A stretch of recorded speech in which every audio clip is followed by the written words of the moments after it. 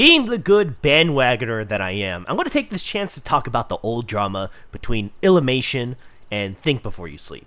And given the title of this video, clearly I'm going to have an hot take. Now, before you go and dislike the video and call me a fat activist, I should make it clear that I don't like fat people, okay? They're the worst. They don't do anything for society, and besides being 12% of the population, they eat 50% of the buffet food that I want, okay? Well, clear sarcasm aside, I don't believe in the theory that fat people can choose if they're fat or not. That's kind of ridiculous. There's a thermogenic law that's in place that stops you from getting fat if you don't eat. So, I just don't think that's right. However, I do think our current understanding of health is horribly wrong and incorrect. And that's what I actually mean by Illymation is correct, but also that she's wrong.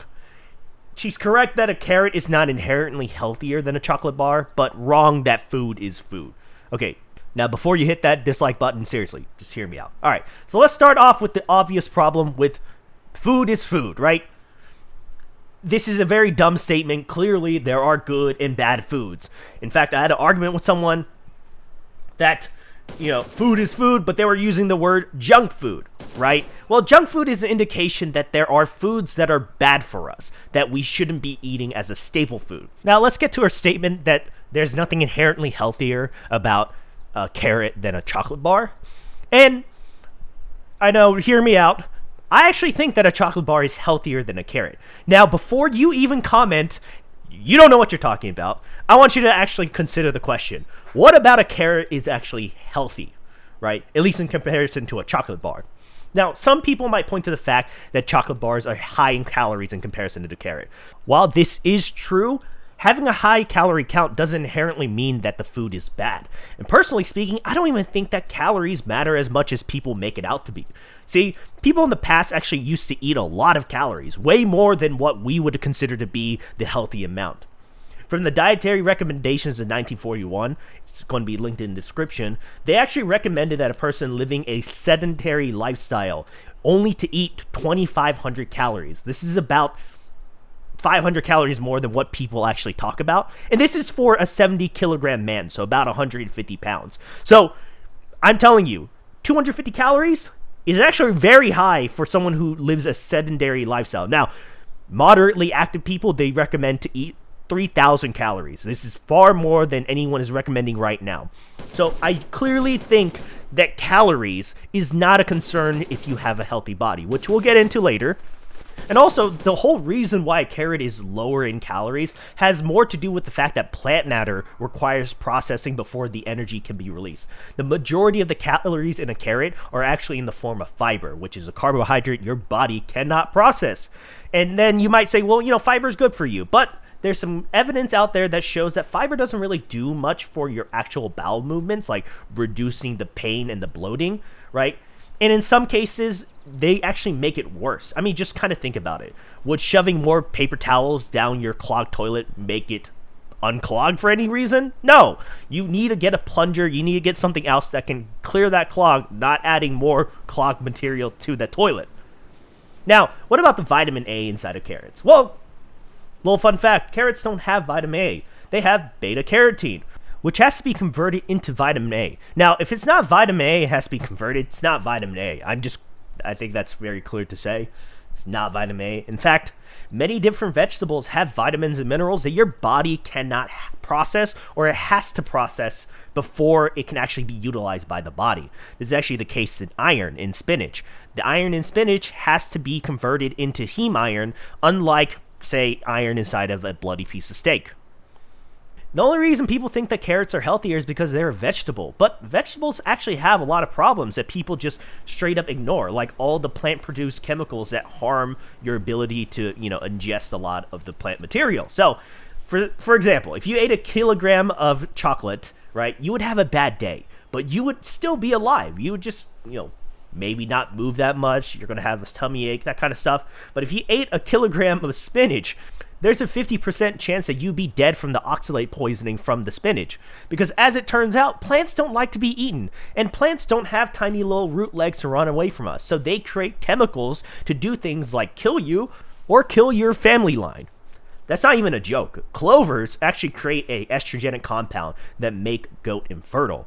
Actually, even herbivores like cows are susceptible to oxalate poisoning. This is actually why farmers have to look out for kale that grows in their meadow, because if the cow eats too much of that kale, they'll actually die from it. Now, this isn't me trying to condemn all vegetables. I don't think that's the problem. And in small doses, they're perfectly fine. I'm trying to just explain the fact that our current conception of health, like vegetable is healthy, green shit means good shit, but that's not true.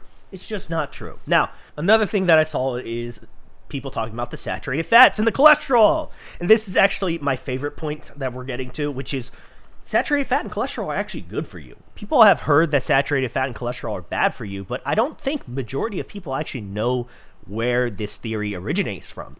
Well, for those who don't know, this theory was pushed by the man, the myth, the legend, Ansel Keys. And he was actually a pretty well-known scientist with some good contributions to the science, like figuring about refeeding sickness. But his work on heart disease and saturated fat is just really bad. Now his reason for thinking this was an observational study that he conducted that showed that 7 countries where the risk of heart disease decreased with the less saturated fat that they ate. Well, that's pretty amazing. What's wrong with that? Well, he actually had data that he collected for 22 countries, not just 7. He created a framework that would exclude all the countries that would mess up his correlation, because if you included all the countries, there wasn't a clear correlation, at least not to the point where it would warrant looking into further, right? And some of the data he collected, like for Greece, it was taken during Lent. And if you're not well versed in Christian tradition, that's a period where people would give up foods like meat and dairy. So the data he collected was not a good representation of the whole diet that the people would traditionally eat. Well, the real question is, why would he do something like this? Well, personally speaking, I think Ansel Keys wanted to be the person that figured out heart disease, because it was a huge craze. Eisenhower just had a heart attack, right? It was a big thing during his time. But, ideologically speaking, I think he wanted to stop guys from masturbating. Now, I know this sounds like a joke, but I have some good evidence to support what I'm saying. So, number 1, he was a Seventh-day Adventist. So, if you don't know who that is, or who they are, right? Generally speaking, they're a Christian offshoot. I think they're either Christian or Mormon.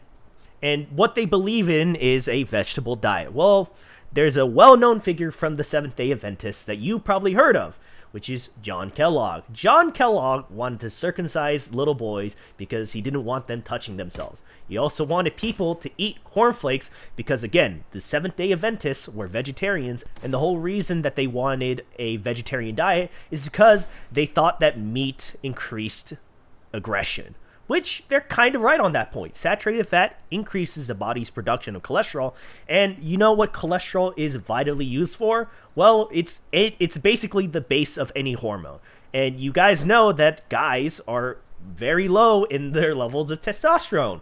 I don't think it's any coincidence that we're trying to have a low saturated fat diet, and we're also having low levels of hormones like testosterone now.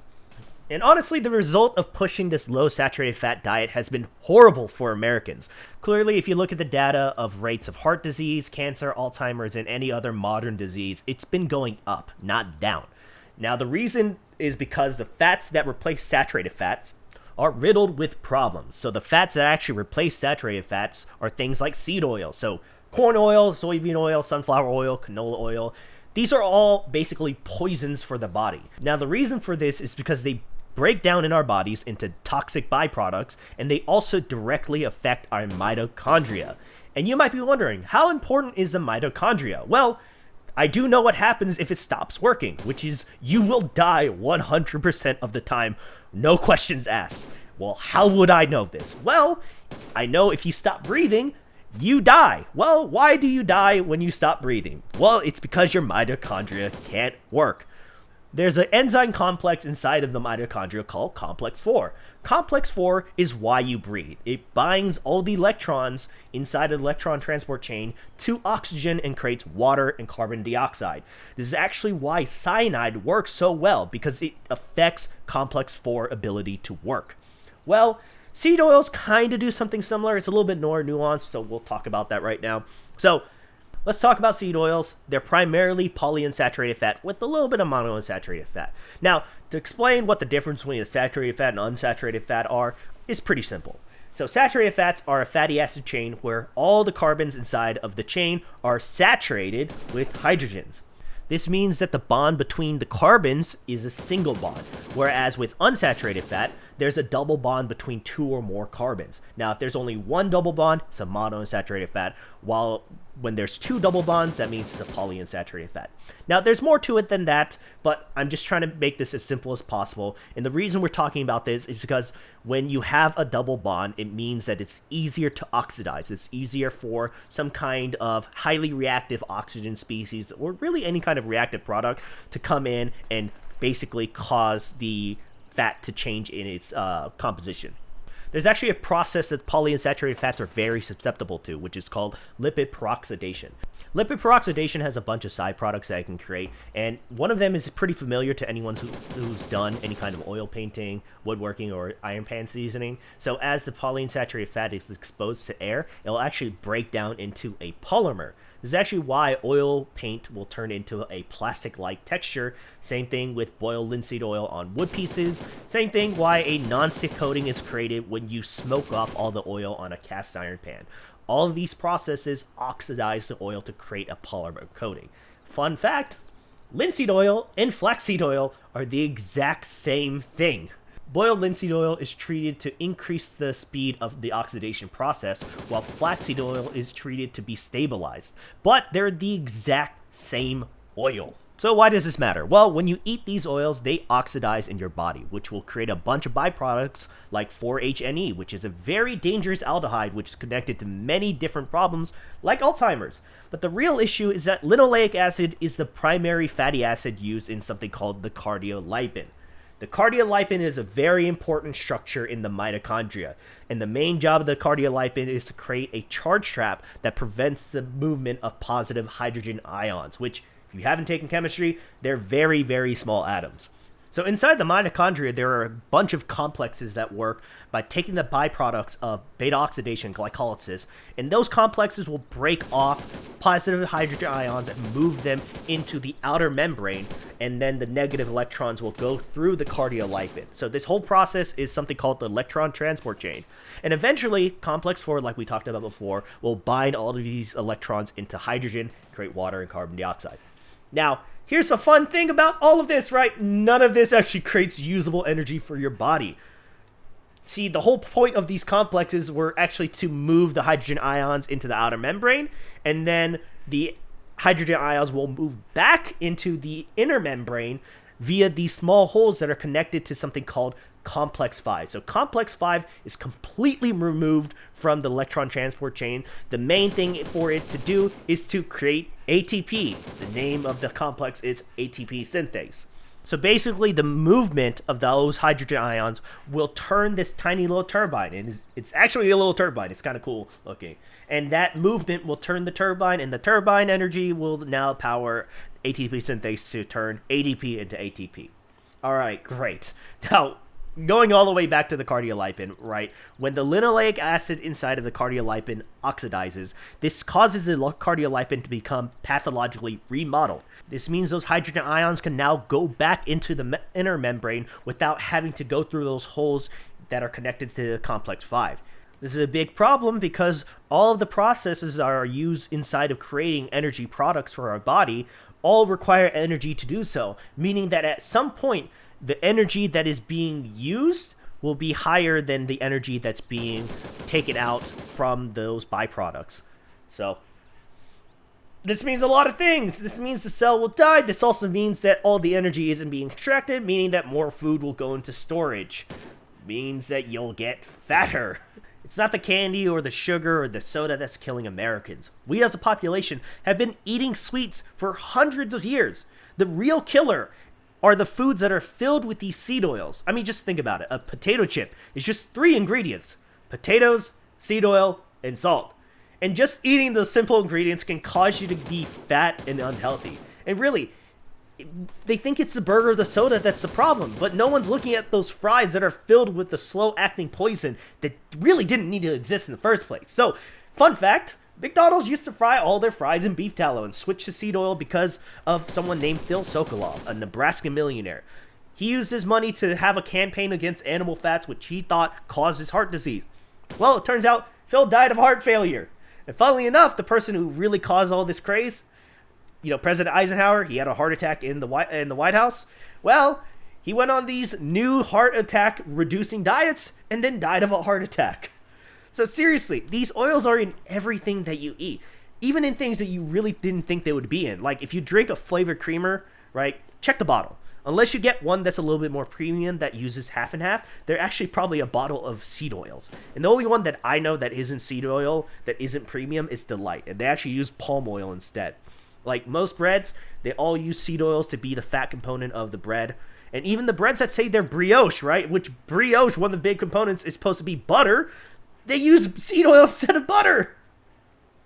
Cookies, they can kind of be a hit or miss. Some of them use palm oil, which is a good oil for you. And some of them just use seed oil, right? And sometimes it's butter. And then, of course, things like mayo. Mayo is literally a bottle of just soybean oil and eggs. And salad dressings are pretty much the same thing, right? If you eat frozen dinners, those are all filled with seed oil as well. Like, just check the food labels, and you'll see how many foods just have a ton of seed oils in them for absolutely no reason. Now, I do want to acknowledge the fact that sugar, primarily the fructose component of sugar, can be a problem, especially because sodas, instead of using sugar, they use high fructose corn syrup. Now, the problem is that fructose, right, or, sucrose, so let's talk about sucrose first. Sucrose breaks down into glucose and fructose. Now, the biggest issue with fructose in comparison to glucose is that fructose can't be broken down in the entirety of your body. They can only be broken down in your liver. Well, do you know what actually processes the fructose inside your liver? It's the liver's mitochondria, right? I went on this whole tirade talking about the dangers and the damage to the mitochondria, and then, of course, because the liver's mitochondria breaks down fructose, guess what happens when you eat seed oils along with soda? You're creating a compounding effect, but it's really not the fructose that's the problem, it's the seed oils. So, yeah, Illymation is wrong. I just want to make that very clear. Food is not food, right? But a carrot really isn't healthier than a chocolate bar. Honestly, the majority of people would be far healthier and slimmer if we as a country could realize the mistake that we made about seed oils and just go back to animal fat. Seriously, it would be really nice to just be able to eat fries again, right? It's not that hard. You just have to fry them in the beef tallow, and it's better too.